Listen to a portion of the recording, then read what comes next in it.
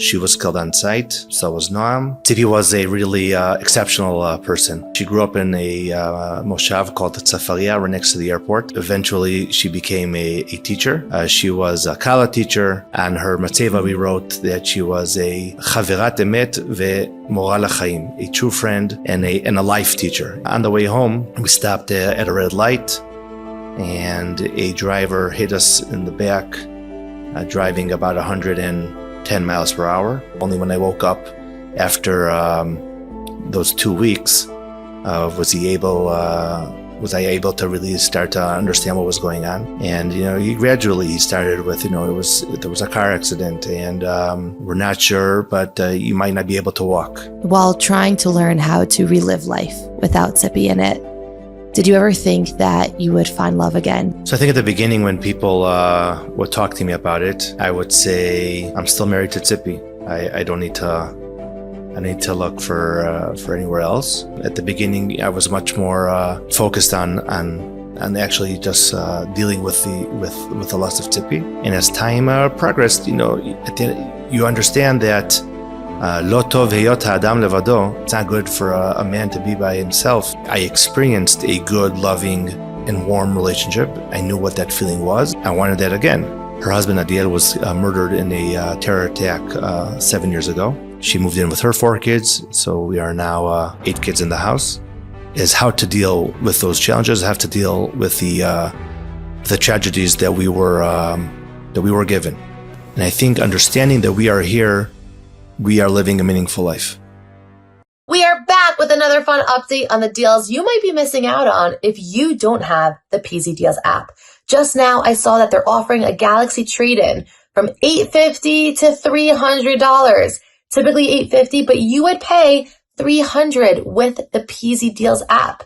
If that's something you want, download the app. If you've been wanting one of those hanging egg chairs, it's such a chill. You see it on your neighbors' porches, maybe your friends' porches, but it's never made it to yours.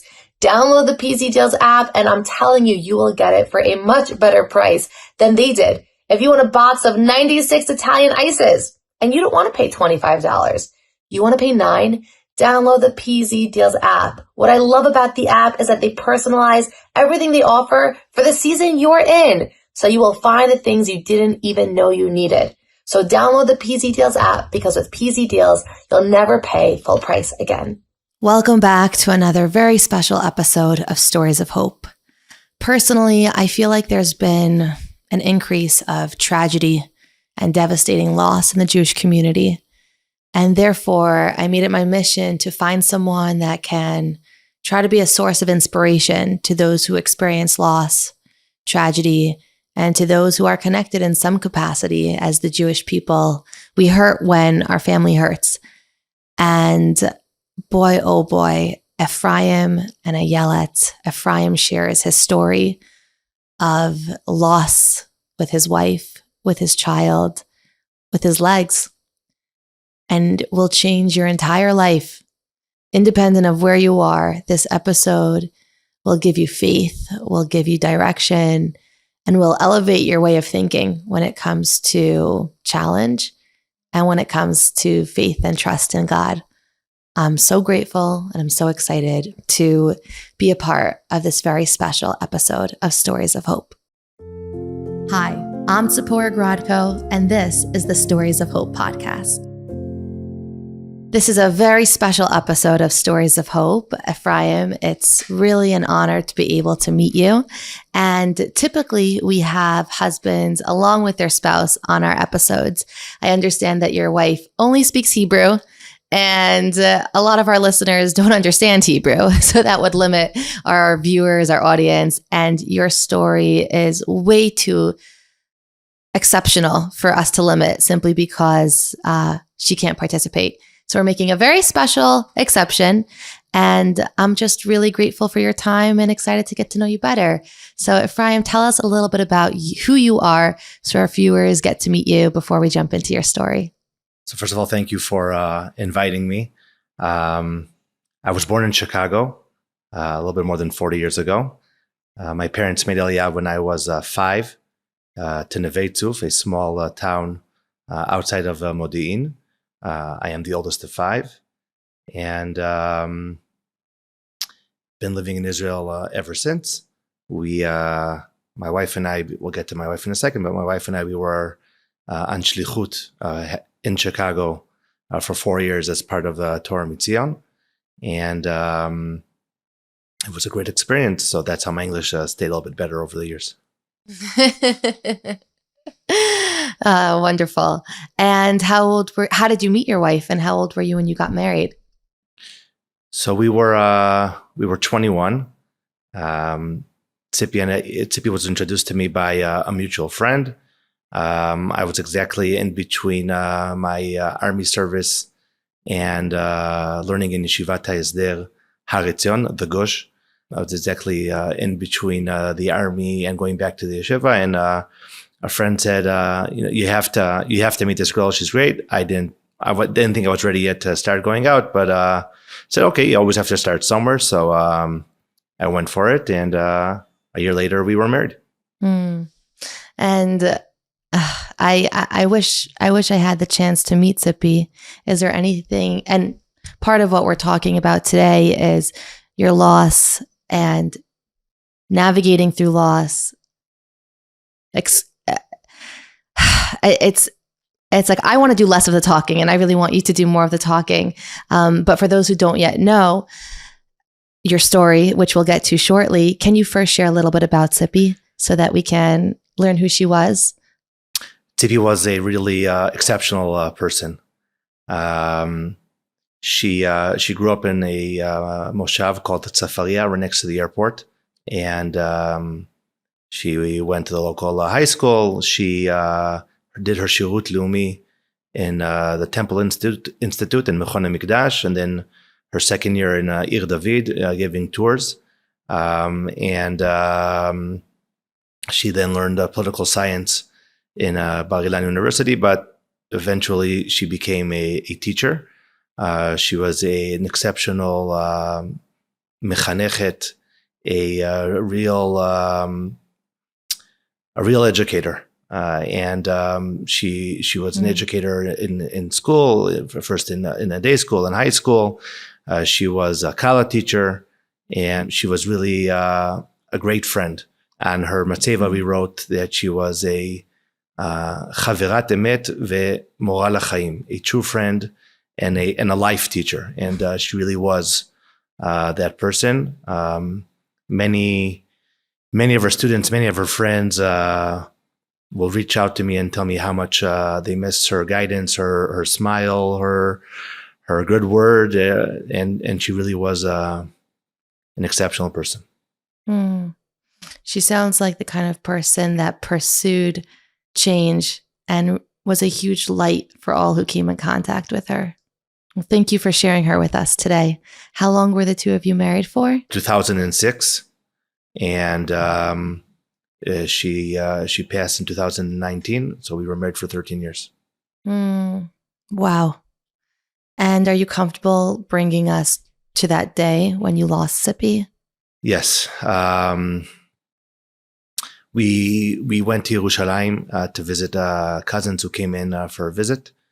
And it was one of those regular Saturday nights. The kids watching a movie, eating pizza. We went to a restaurant. It was just a good time together.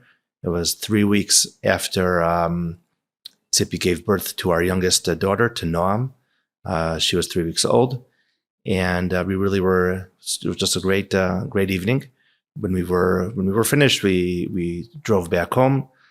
I was in the car were Tzipi and I, Itai, our oldest, who was 12 at the time, and Noam, our youngest, who was 3 weeks old. And we started driving home. And on the way home, we stopped at a red light, and a driver hit us in the back, driving about 110 miles per hour. And she was killed on sight. So was Noam. And Itai and I were critically injured. Eventually, I was diagnosed as a paraplegic. I am paralyzed from the middle of the stomach down. And Itai was critically injured for a very long time with a head trauma, and they had to amputate his leg beneath the knee and all kinds of other very serious health issues. And eventually it took him almost 4 months to really come out of basically the coma that he was in, until he started to wake up and to really start his rehab process, which is nothing less than a miracle. Today he can walk with crutches, and it's really an unbelievable miracle that doctors are having a hard time to explain how well he is doing, even though he is still very far away than what a 17-and-a-half-year-old high school boy would want to be or should be. But compared to where he was 5.5 years ago, it's really unimaginable. And it's ever since we've basically been in this process of rehab, both obviously physically, but even more emotionally and spiritually. Of course. It's not only the fact that you went through this tragedy that's beyond anyone's ability to comprehend of losing a spouse, but you also lost a child, a newborn, and you also lost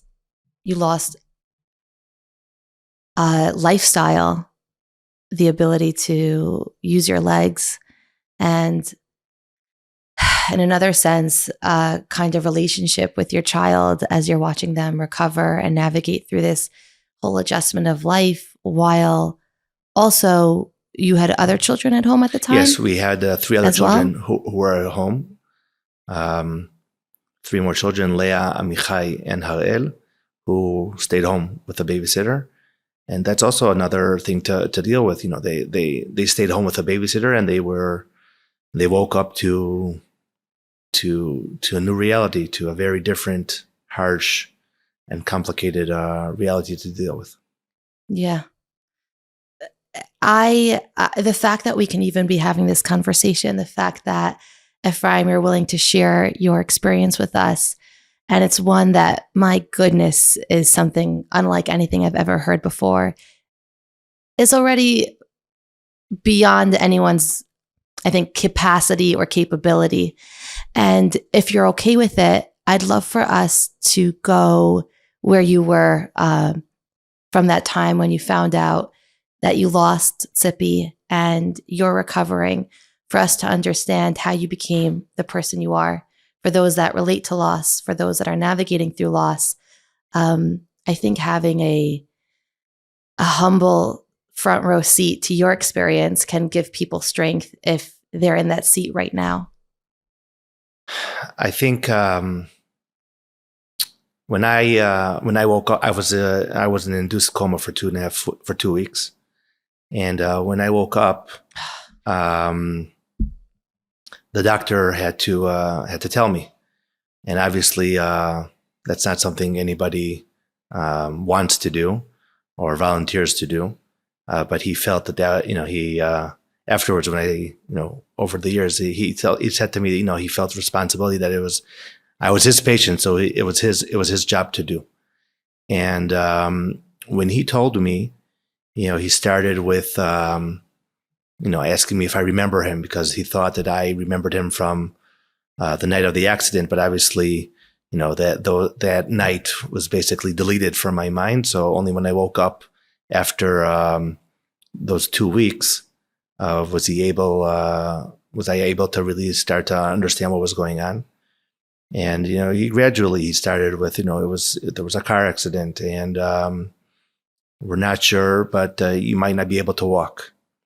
And I remember I was a little bit surprised because I wasn't feeling my legs, but it takes time when you wake up after coma to really understand what's working, what's not. Everything is a little bit heavier at the beginning. And before I even have, time to ask any questions, he tells me that Itai is fighting for his life. And when he tells me that, you can't really understand what that means. What do you mean my 12-year-old son is fighting for his life? Who is he fighting against? What is what's the story? What's going on? And then he tells me that Tzipi and Noam were killed. And at first you really can't imagine that the worst thing that could possibly happen to you actually happened. And it takes time to even just understand those words of what exactly happened and what is it to do now? Where am I supposed to start from? I remember I was in debate between myself, just thinking about it with myself. What am I supposed to focus on first? My rehab, the children, Itai, or the lost. And I remember a sentence that I heard from my Rosh Yeshiva, Rav Yehuda Amital. He was the founding Rosh Yeshiva of Yeshivat Har Etzion of the Gush. And he had a saying that a good question is better than a not good answer. And the first time I heard him say that, I thought he was talking about the class that he was giving in the yeshiva. He gave a class, he asked a question. When the guys gave an answer, he thought it wasn't a good enough answer. He said, we're better off with my good question than your not good answer. Then a few months later, around Yom HaShoah, Holocaust Remembrance Day, he said the same sentence about the Holocaust, about the Shoah. He said that during the time of the founding of the State of Israel, there was a saying that founding the State of Israel is the answer to the Shoah, is the answer to the Holocaust. And he said that answer wasn't acceptable in his eyes, not because he wasn't a Zionist or he didn't believe or appreciate the great miracle of the founding of the State of Israel, but 6 million, the question is better than the answer. And for the first time in my life, I had to deal with a question that was harder than any answer that there could be given, because I don't know why it happened. I don't know what was the purpose. How am I supposed to deal with it? What am I supposed to do now? And I don't think I'm some righteous person that I'm giving this kind of a nisayon, and I don't think I'm wicked enough that I deserve this kind of a punishment. I don't know. It's very weird nowadays not to know something, because we're used to asking Google or Siri any question we have, and we get a million answers within less than a second. And even if we don't like the first or second answer, we scroll down to the answer that meets our agenda.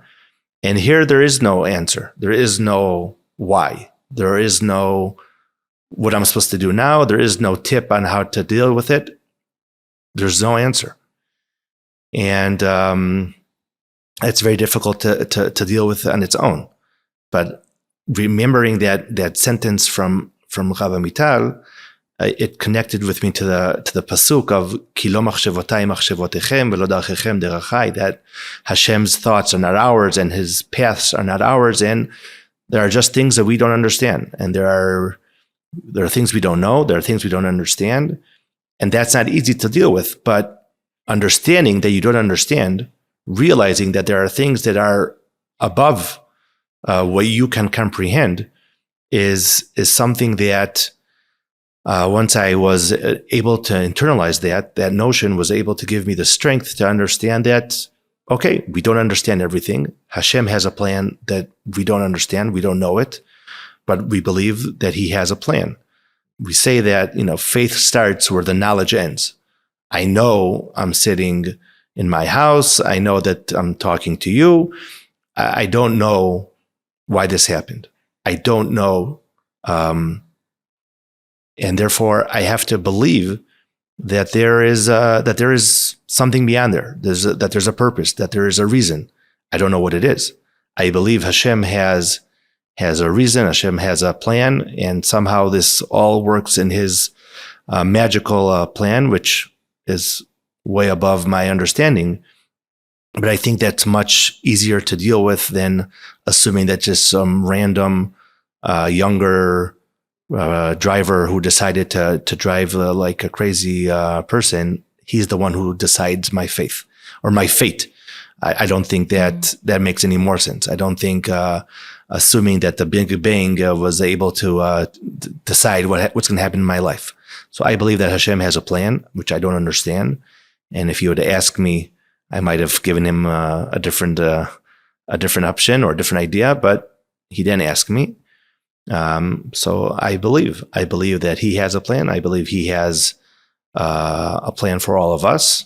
it's up to us to understand that, to realize that, to live with it. But that was basically the first those first thoughts at the beginning. Those first couple of days. Whoa.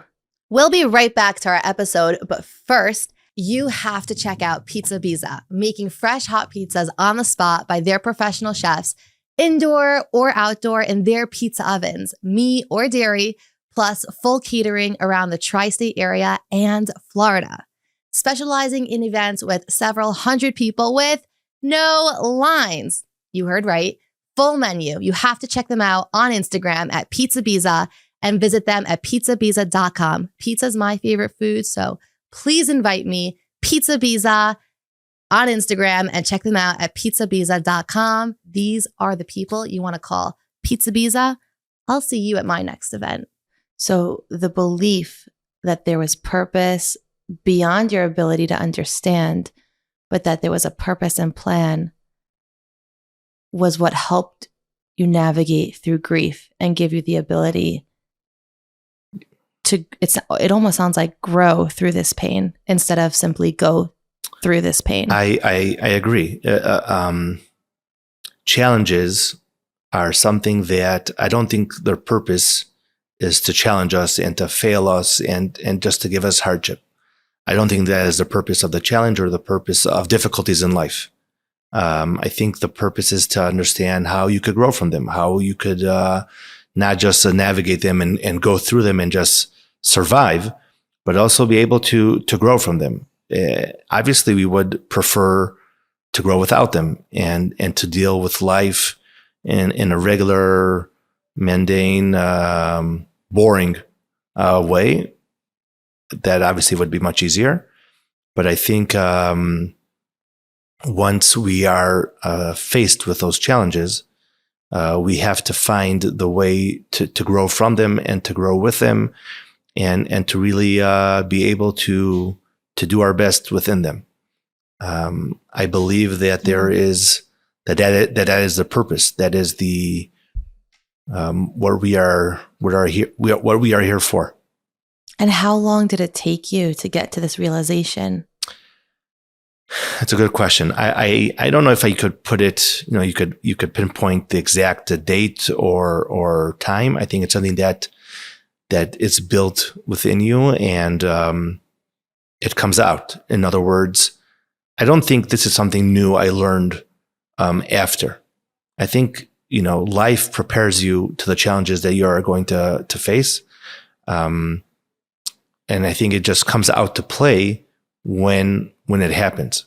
I didn't learn something new. I didn't open up a new sefer, a new book, a new teaching that I learned from, and I was like, "Wow, this is the answer." I think the first 35 years of my life basically prepared me for the challenges that I was faced with, and just internalizing it and thinking about it and finding the right ways to deal with it is something that it takes time to understand and to figure it out. But once you figure that out, that's your path. I remember when I started rehab, there was this guy in rehab who also was dealing with a devastating injury, and he wasn't ready to deal with injury. Wasn't really ready to deal with being paralyzed. Wasn't ready to deal with living with a wheelchair. And I remember asking my physical therapist, "Well, just why don't you explain to him that that's the situation?" And no, he has to start to deal with it. And she said to me, "Of course we did." And I couldn't understand what he didn't understand, because for me, dealing with the injury was the easiest thing to deal with. Obviously, dealing with Itai's situation was much more difficult. Dealing with the children who were at home and my in-laws were taking care of, and my parents were in the hospital taking care of me and taking care of Itai, that's much more complicated. And obviously, dealing with the loss of Tzipi and Noam, is a blow that is much more difficult to deal with than the fact that you have to sit on a wheelchair. Now, of course, it's something I deal with every day. Every time I go out of the house, I have to make sure that where I'm going to is accessible, and you have to make sure, if there's a flat tire in your wheelchair, it's much more complicated than if your shoes, if the laces in your shoes are torn, you could still walk even without that, but you can't go very far. If you have the smallest problem with your wheelchair, if your car doesn't start in the morning, okay, you call a cab and you move on. If my car doesn't start, I can't get into every other car. It's the folding the chair. It's this. Everything is much more complicated. Going into the store, going to shul, going to anywhere, going to friends, just going around, is much more complicated.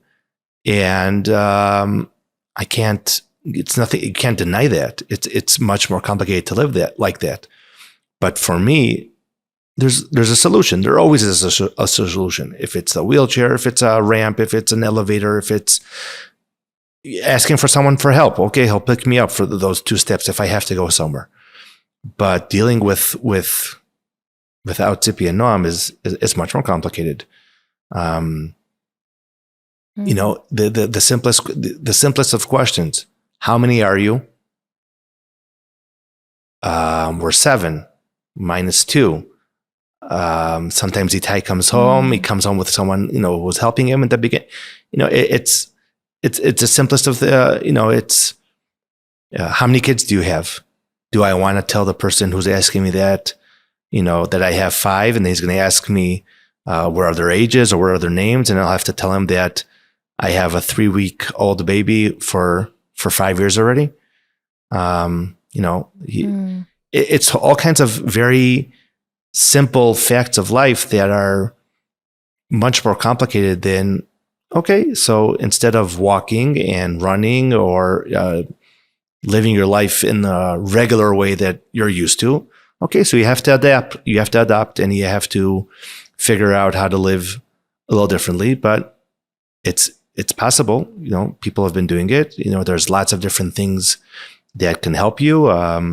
There are all kinds of new gadgets all the time that come out that help you with all kinds of things to deal with. I'm not saying that I would wish anyone to be paralyzed. Absolutely not. But it's possible. You could live a full life, a meaningful full life, even in a wheelchair.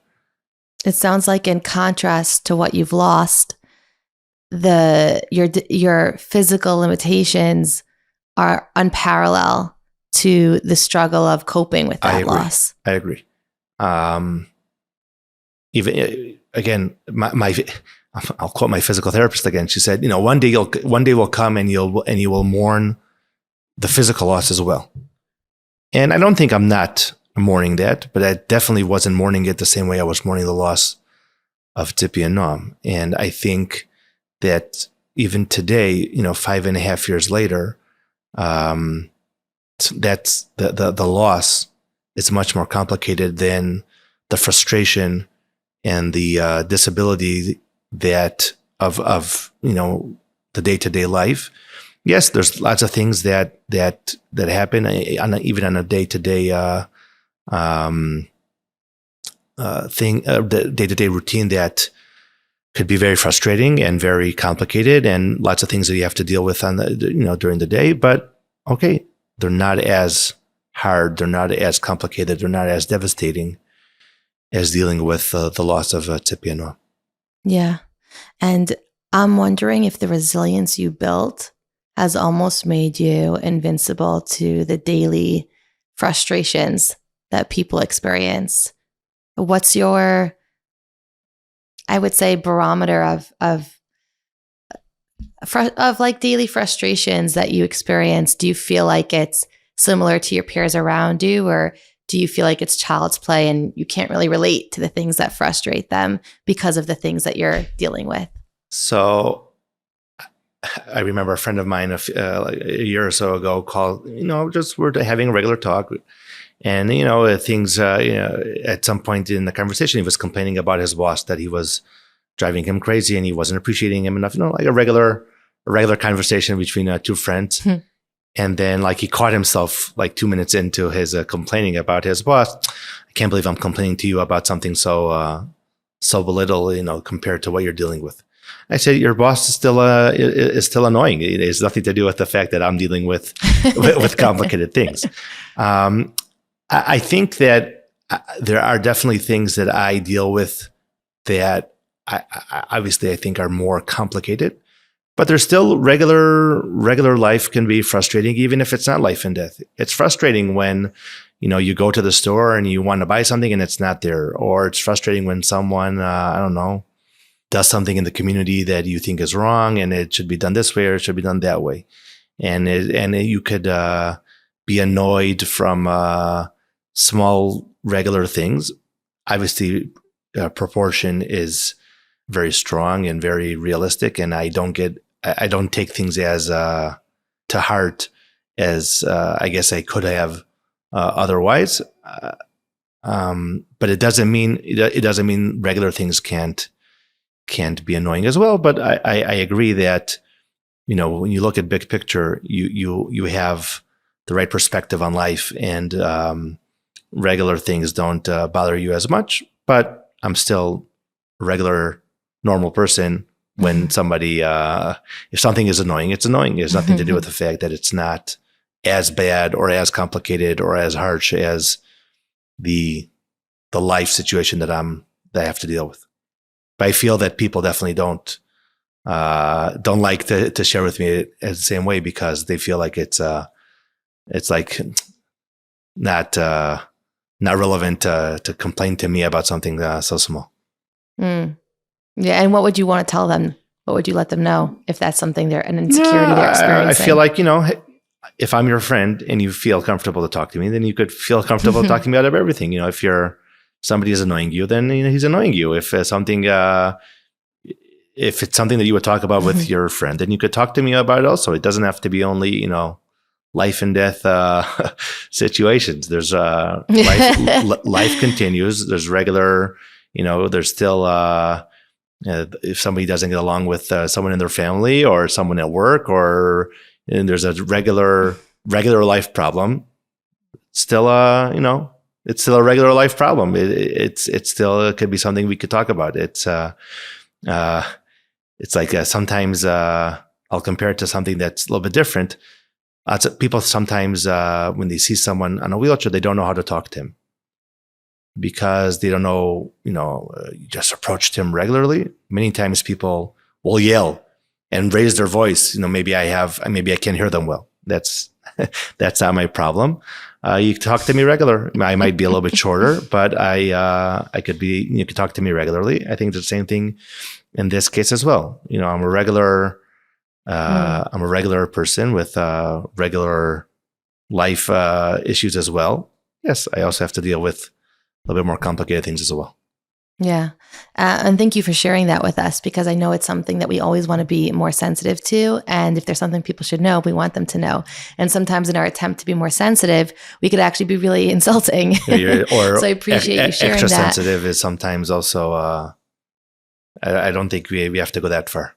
Yes. And I remember when I was in grad school, I did a paper on how spirituality and religion affect bereavement across cultures. And I examined atheism, Judaism, Christianity, and Buddhism. And it was not a surprise to see that the academic research indicated that Jewish practice leads to the healthiest psychological recovery, which was fascinating and a conversation for another time. But something else that came up was that most people who experience trauma or loss experience something called PTG, post-traumatic growth. And the evidence indicated that the resilience that's required for them to be able to tolerate and grow through their experience enables them to have a higher barometer to the typical frustrations that others go through, where while navigating their loss, they have the capacity to actually enjoy life much more, because the things that typically bother others don't bother them. And I just thought it was so relevant to this conversation. We're trying something crazy again, but if you want to see new results, you need to try new things. If you're a yeshiva guy or Beis Yaakov-minded woman, ages 30 to 35, this is for you. I am partnering with ECP and Birthright to run a trip to Israel, all-inclusive, chesed all day, nights free for $600. That's it, including your flight.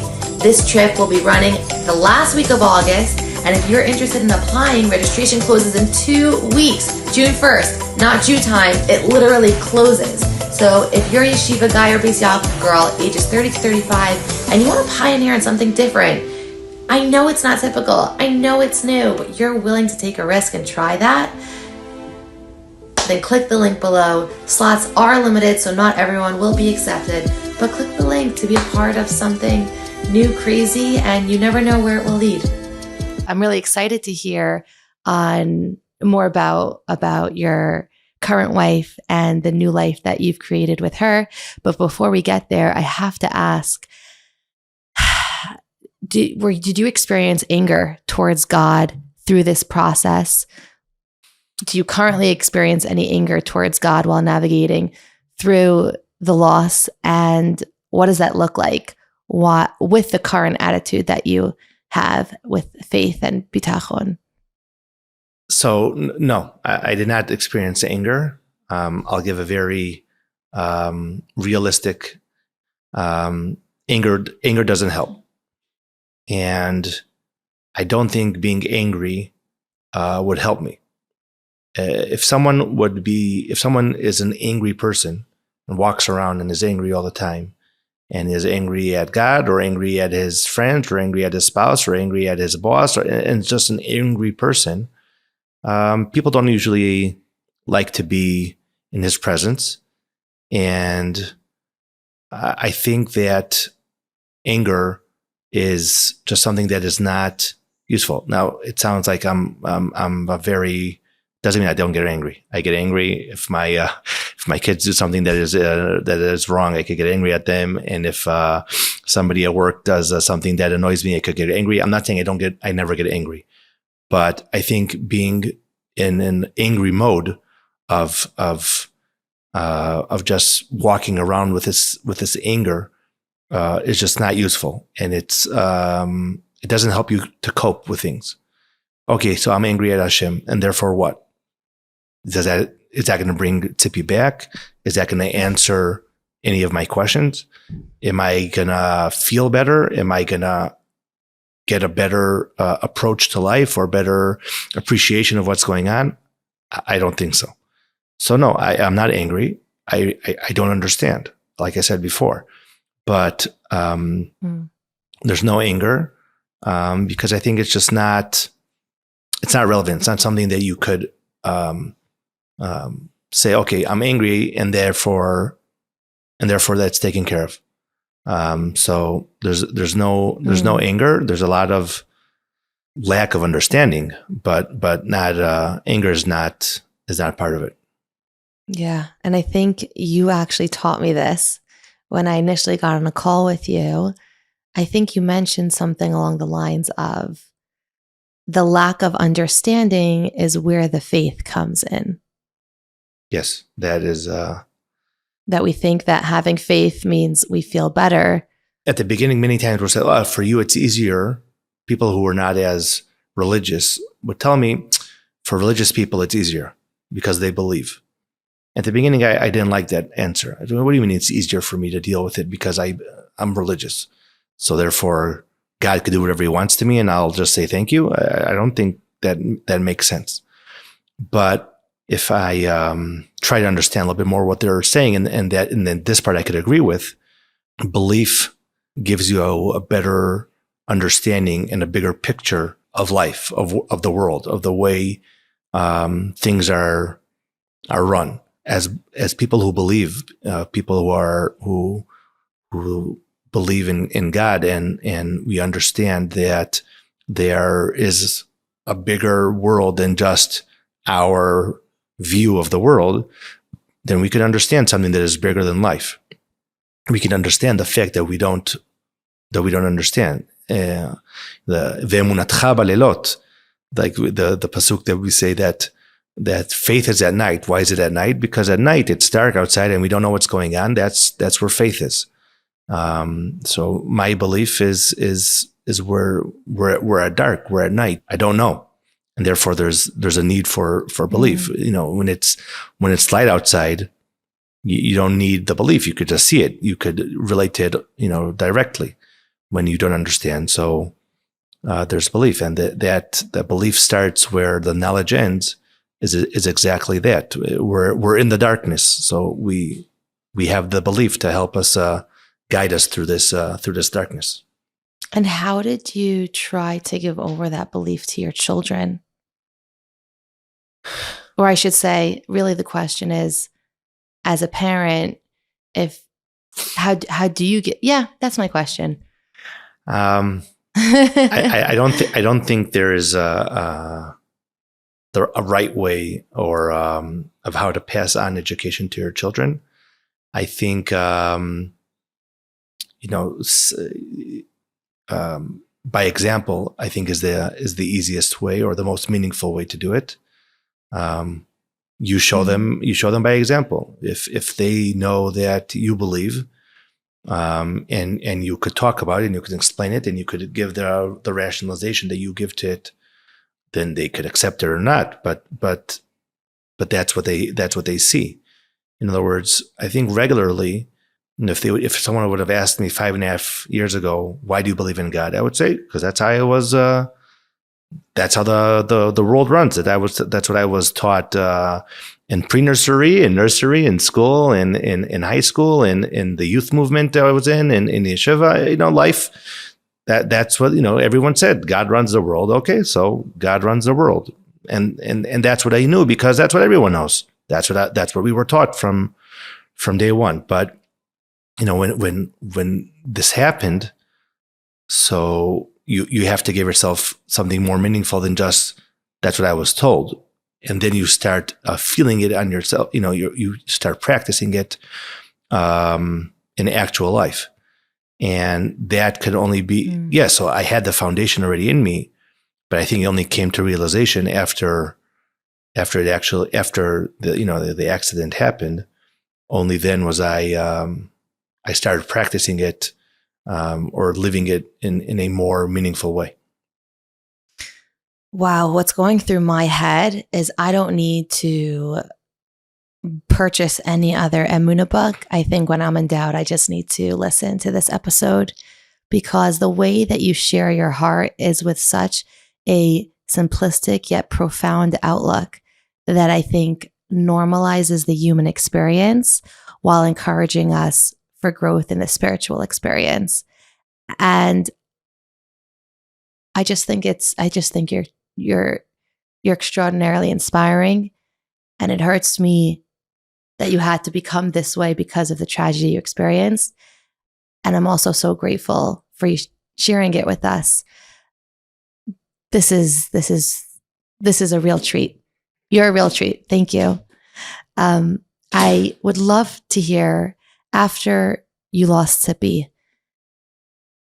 Well, I don't like saying in past tense because you still lost Zippy, but while trying to learn how to relive life without Zippy in it, did you ever think that you would find love again? And can you bring us on that journey of what it was like to your current life with your current wife? So I think at the beginning when people would talk to me about it, I would say, I'm still married to Tzipi. I don't need to. I need to look for anywhere else.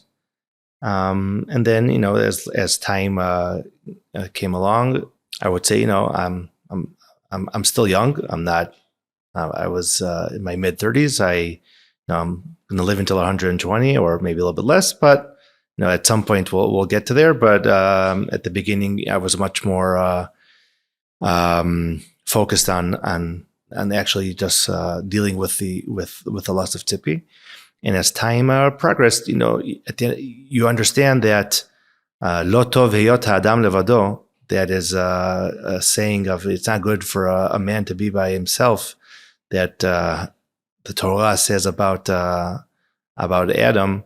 It's not just a nice saying for 21-year-olds. It's also it's a real saying for all of humankind, and it's true at all times.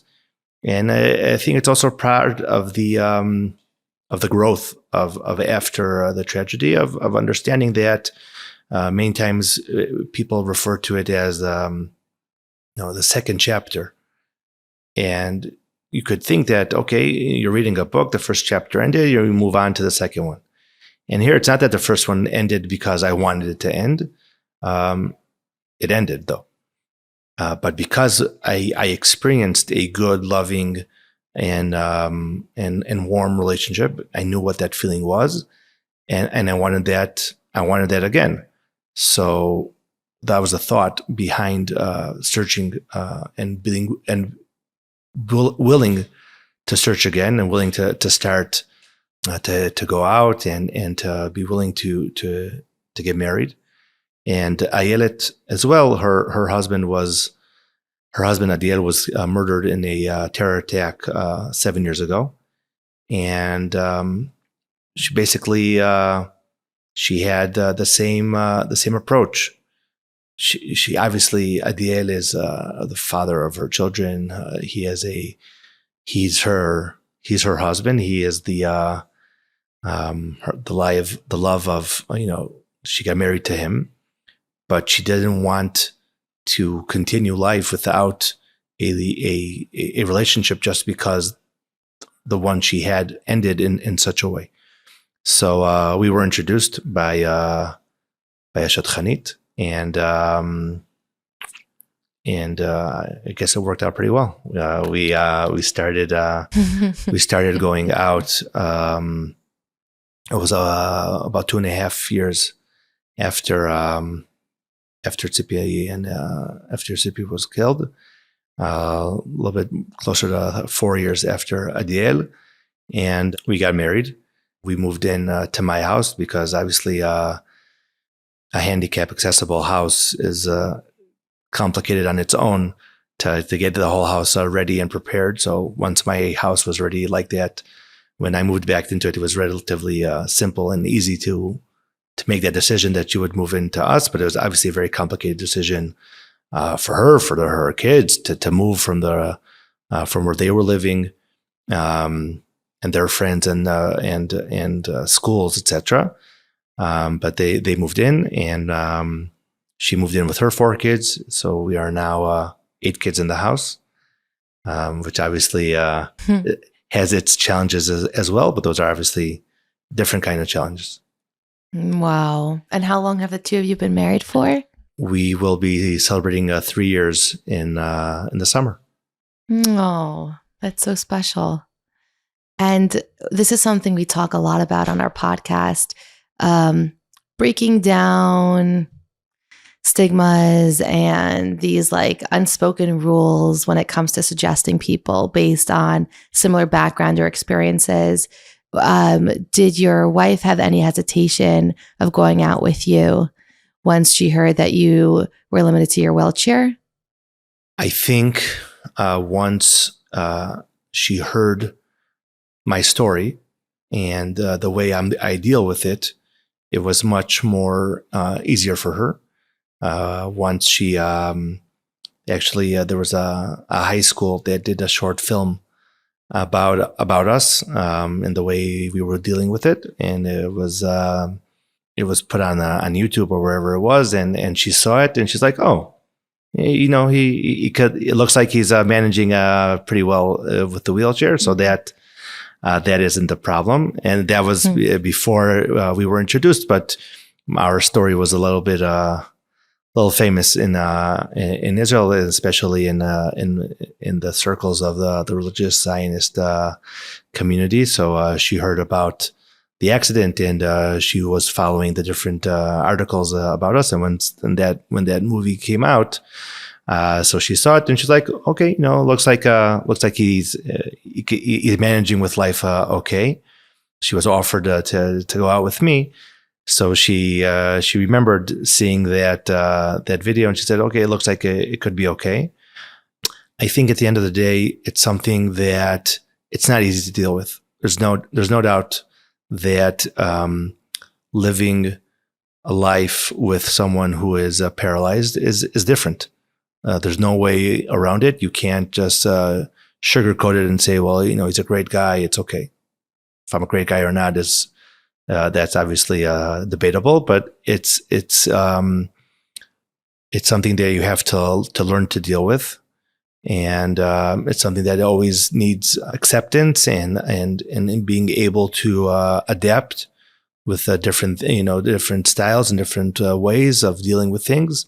And even just, okay, let's go on a family vacation. Well, we have to make sure of this and this and this and this. And obviously she has to carry more, and even on the simplest of driving, because in my car there isn't enough room for all of us, because there has to be room for the wheelchair, and you have to pack more and carry.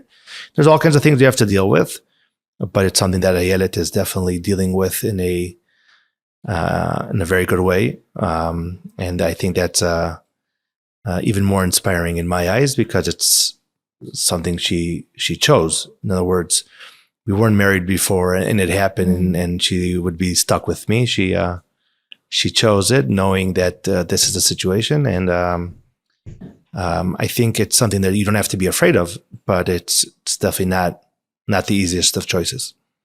Yeah. As you're talking, I'm thinking how maybe someone listening might think, wow, I feel like Ephraim might be so limited.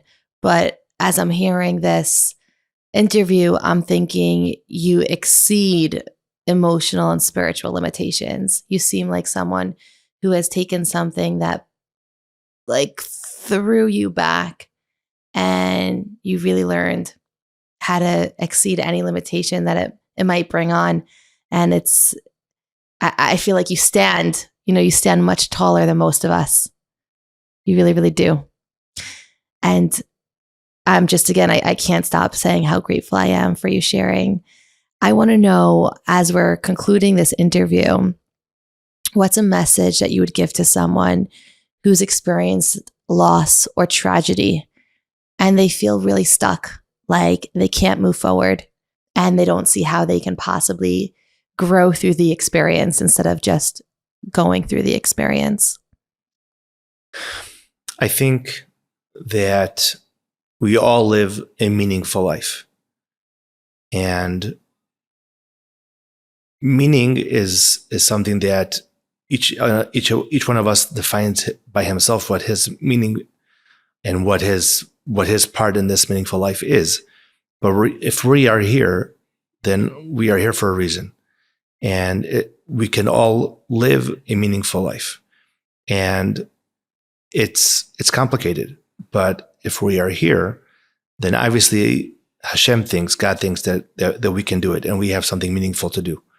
And I think when we daven on Rosh Hashanah and we ask Hashem to remember us, and Hashem didn't forget, and He doesn't need us to remind Him. We remind ourselves that we have a meaningful task that we can do, and it's up to us to make sure that we realize it, and we make it, and we do it, and we fulfill that. I think sometimes it's very complicated to live through the challenges that we are dealing with, and if it be up to us, we choose not to have these challenges. Ayelet and I always say that if Hashem would ask us, we'd go back 5 minutes before the tragedies that we had to deal with, even today. Just let's go back to where we were before and continue from there. But that's not the question, and that's not an option. What we have to deal with, or what we have to choose, is how to deal with those challenges, how to deal with the tragedies that we were given. And I think understanding that we are here, we are living a meaningful life.